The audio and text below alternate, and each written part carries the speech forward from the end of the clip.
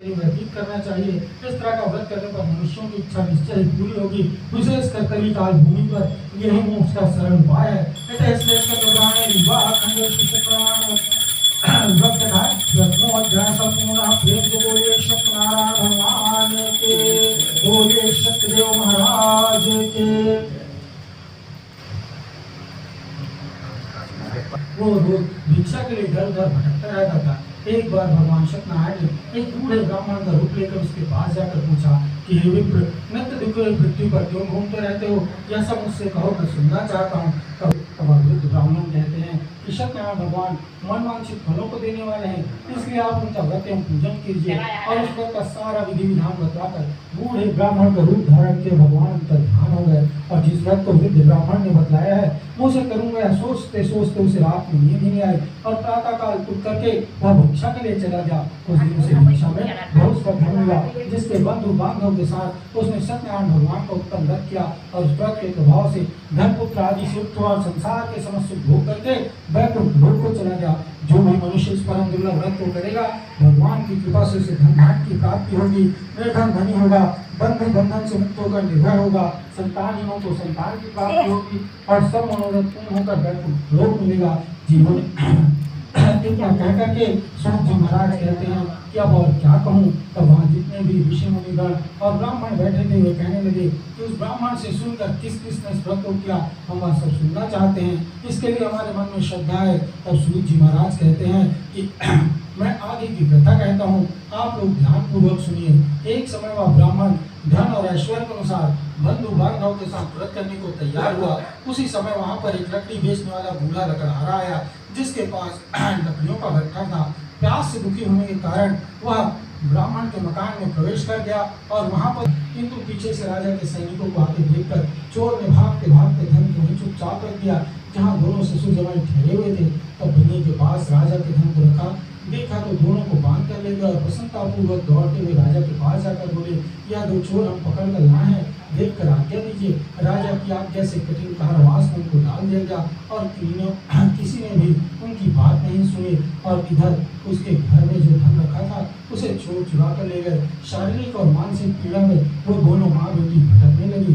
एक दिन कलावती थोड़े रात में घर आई तो माता ने उससे पूछा कि हे पुत्री, दिन में कहाँ रही और तेरे मन में क्या है? तब कलावती कहती है कि हे माता, मैंने एक ब्राह्मण के घर सत्यनारायण भगवान का व्रत होते देखा और वहीं रुक गई थी। मैं वहीं से भोजन और प्रसाद लेकर आई हूँ।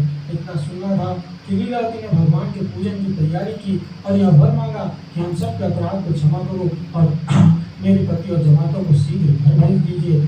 सत्यनारायण भगवान ऐसे व्रत के संकल्प से संतुष्ट हुए और तुरंत ही राजा चंद्रकेतु को स्वप्न में दिखाई दिए और कहा कि हे राजन, दोनों बंदी बंदियों को प्रातः ही छोड़ दो और उनका सब धन जो तुमने दिया है दे दो, नहीं तो तेरा धन राज्य पुत्र आदि को नष्ट कर दूंगा।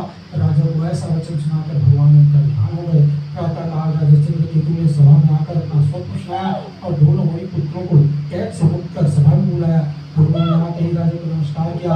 राजा ने उन्हें मीठे वचनों से बहुत ही भाव भगत की और जितना धन दिया था उससे दुगना धन दिलवाकर उन्हें विदा किया। दोनों बनिए भी हम आपकी कृपा से जा रहे हैं, ऐसा कहकर वहाँ से चले गए।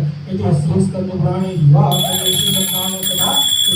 संपूर्ण सत्यनारायण भगवान के, सत्यदेव महाराज के।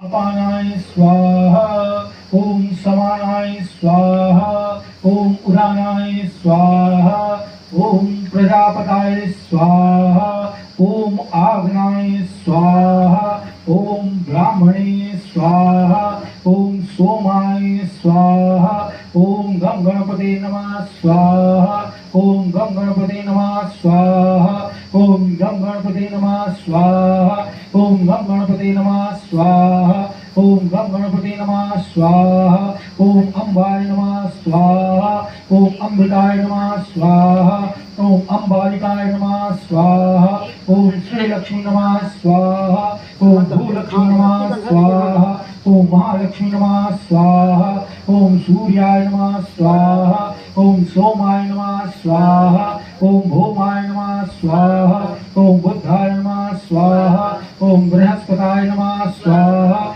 ओम शुक्राय नमः स्वाहा, ओम शनिश्चराय नमः स्वाहा, ओम राहुवे नमः स्वाहा, ओम केतु केतवाय नमः स्वाहा ओम केतवाय नमः स्वाहा ओम नवग्रह देवताय नमः स्वाहा ओम पूर्णमातृकाय देवताय नमः स्वाहा ओम षोडश मातृकाय नमः स्वाहा ओम सप्तघृत मातृकाय नमः स्वाहा ओम गणपति नमः स्वाहा ओम ब्राह्मणे नमः स्वाहा ओम ईशानाय नमः स्वाहा ओम आग्नाय नमः स्वाहा ओम निक्ताय स्वाहा ओम वावाय स्वाहा ओम अर्धराय स्वाहा ओम अध्यभाय स्वाहा ओम नाराय स्वाहा ओम प्रभासाय स्वाहा ओम एकपदे स्वाहा ओम विरूपक्षाय स्वाहा ओम रावताय स्वाहा ओम दुर्गाय स्वाहा ओम सोमाय स्वाहा ओम इंद्राय स्वाहा ओम यामाय स्वाहा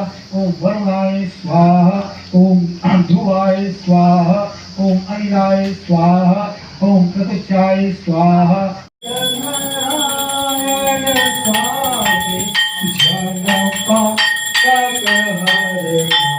ओम जय लक्ष्मी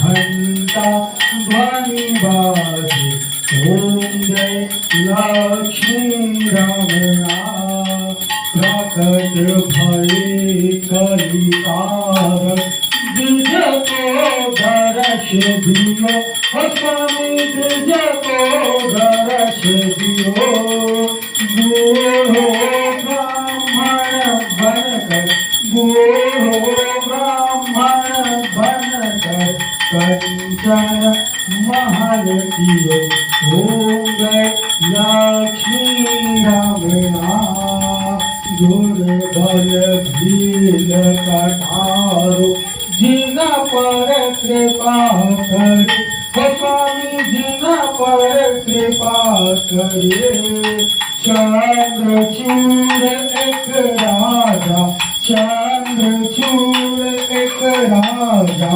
जिनके विपत हरि ओम लक्ष्मी रमणा वैश्य मनोरथ करुणावतारम संसार सारम भजरेन्द्रारम सदा वसन्तं हृदयारविन्दे भवं भवानी सततं नमामि भवं भवानी सततं नमामि त्वमेव माता च पिता त्वमेव त्वमेव बन्धुः च सखा त्वमेव विद्याधरणं त्वमेव सर्वं मम देव देव त्वमेव सर्वं मम देव देव मंदारमाला कलितालकाय कपालमाला